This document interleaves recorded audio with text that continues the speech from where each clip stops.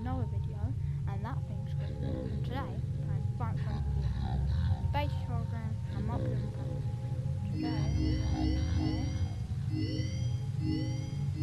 Night terrified. Where to put my pants? All I know is you have to open doors, basically. Yeah.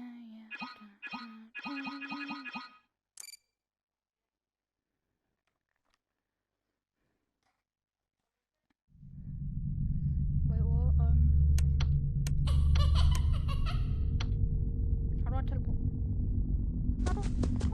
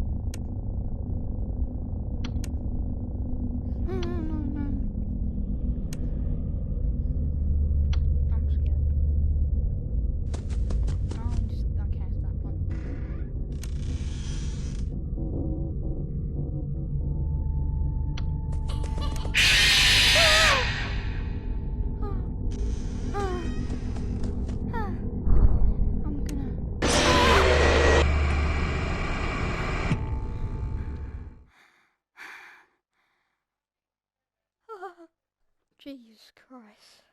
No. And now I'm playing Dark Room, and this you have to keep an eye on this dude. When you land on the edge. But when you listen. Which I'm not good at. Gotcha.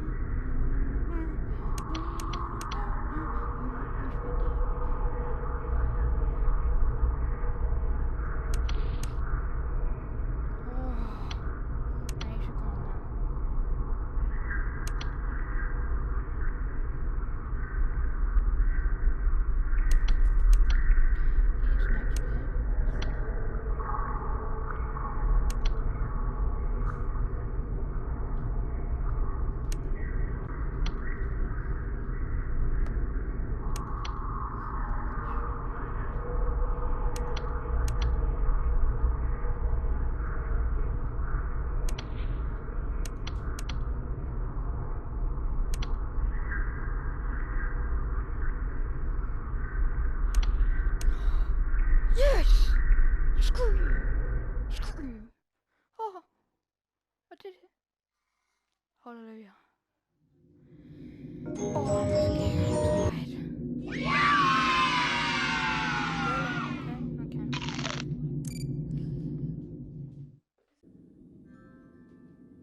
Hello? Can you hear me?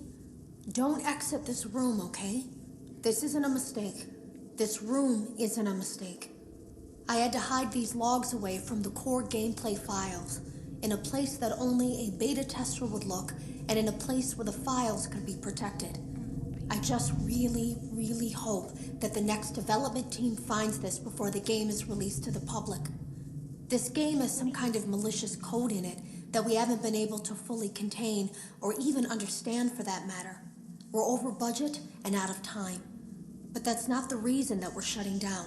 Listen, I have to keep this short so the file size will be small enough to fly under the radar. There are more. They may not be in order.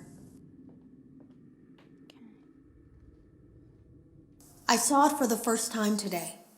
There was a character I couldn't make out who it was, standing at the end of the hall. I thought it was just bugged out, so I made a note of it and kept playing. But then it was looking in the window, and not like Chica or Bonnie would. It was like it was actually looking in the window, seeing what I was doing. Shut up. I heard a pretty heated conversation this morning between Dale, our manager, and someone else on the line. It really feels like this project is in trouble, In no small part because of the lawsuit, I'm sure. There has to be a lawsuit. There's no way there isn't. It happened in this building just a few doors down from me. I think it's made worse by the fact that Jeremy tried to tell us something was wrong. But as a dev team, we all just saw it as a challenge to find what the problem was and fix it. Who could have known that? I have to go. Have you ever heard of a guillotine paper slicer? It sounds made up, but it's an actual piece of office equipment. I didn't even know we had one in the supply room. I guess they're more common at businesses that do a lot of graphic design work. I remember seeing one when I was still in school, and even then, I knew how dangerous it looked. I was always afraid of losing a finger. That seems so silly now. Jeremy used to do design work. I guess that's how he knew it was there. The drawers have been emptied out. Someone was here. I don't think it was spring cleaning either. No, there was plastic on the floor. Someone was definitely here during the night. It had to have been the client.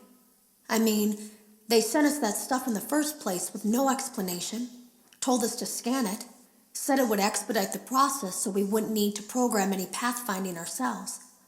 It was a budget thing, I guess. It was just junk. Circuit boards and things like that. Looked pretty old. Somehow, though, there was usable code on some of it. It seemed to take hold by itself. Things started changing. But then, he started appearing. At least that's what Jeremy said.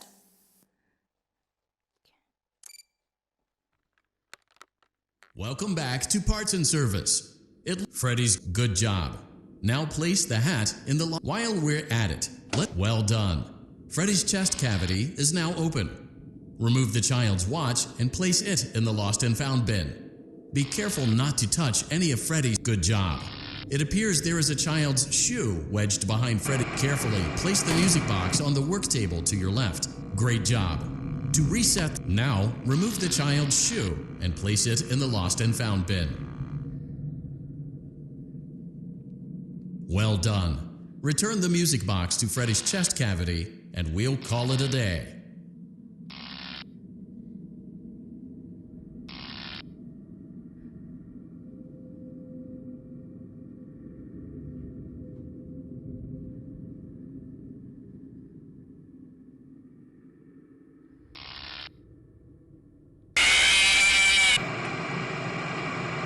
This is not good. A replacement may be found on the work table. A slow and even pace is recommended.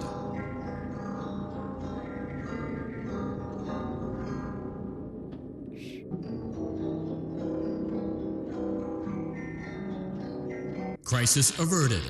To close Freddy's chest cavity, press the large black button on the center of Freddy's face. That concludes your time in Parts and Service. Your pay will be docked accordingly.